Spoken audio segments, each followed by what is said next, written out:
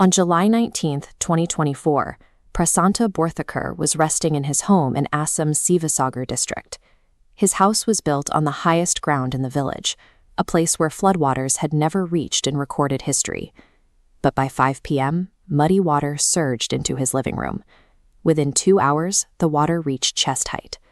Prasanta stacked chairs on his beds to keep his family dry, while nearby, a mother and her 7-year-old son survived by climbing a tree and clinging to the branches for 12 hours. These stories reflect a state in total collapse. Over 80 people died and hundreds of thousands were displaced in what has become the most destructive flood Assam has faced in 60 years. Flooding is actively pushing into territories once considered safe, turning a predictable seasonal occurrence into an expanding, permanent crisis. For the last decade, election rallies in Assam have relied on a singular recurring promise: give the government 5 more years and they will build a flood-free state. Despite billions of rupees spent on infrastructure, the reality on the ground remains unchanged. Every monsoon brings the same cycle of destroyed homes and mounting casualties.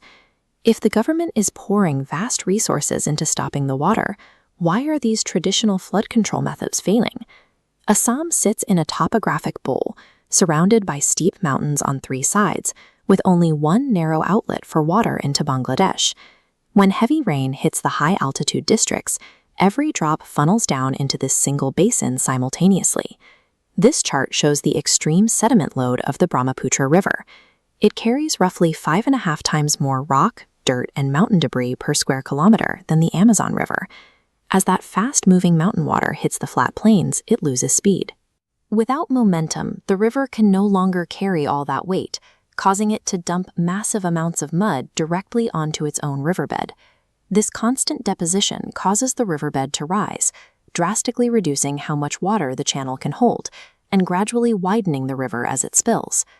This volatile system was permanently altered on August 15, 1950, when an 8.6 magnitude earthquake struck the region. The quake triggered massive landslides that sheared mountainsides into the river. Near Dibrugarh, the riverbed rose by 10 feet almost overnight, choked by the sudden influx of debris. Forced out of its original channel by the rising floor, the water carved entirely new paths. It rendered old maps obsolete and pushed the flood risk into areas with no history of water damage. This seismic history confirms that the Brahmaputra is a shifting, unstable entity that cannot be expected to follow a static, predictable course. The government's primary response has been to wall the river in, building over 4,800 kilometers of concrete and mud embankments along the banks. Because the riverbed is continuously rising due to sediment, the water level eventually reaches the top of these static walls. When the pressure peaks, the water overtops or destroys the embankments entirely. These failures support a systemic repair nexus. Embankments are expected to break, maintaining a steady stream of lucrative repair contracts for local officials and contractors. Meanwhile, human actions like upstream deforestation and mining strip away natural ground cover, increasing the volume of loose soil rushing into the river.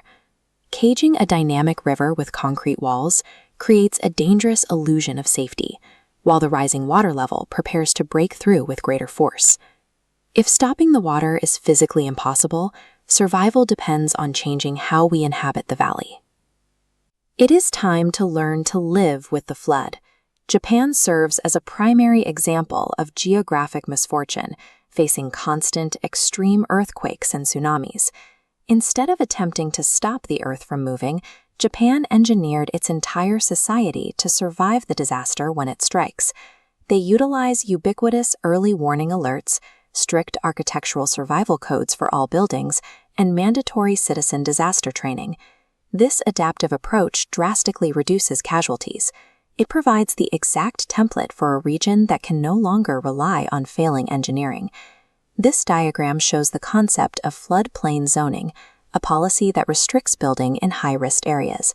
The central government provided a model for this in 1975, but the state has yet to pass it into law.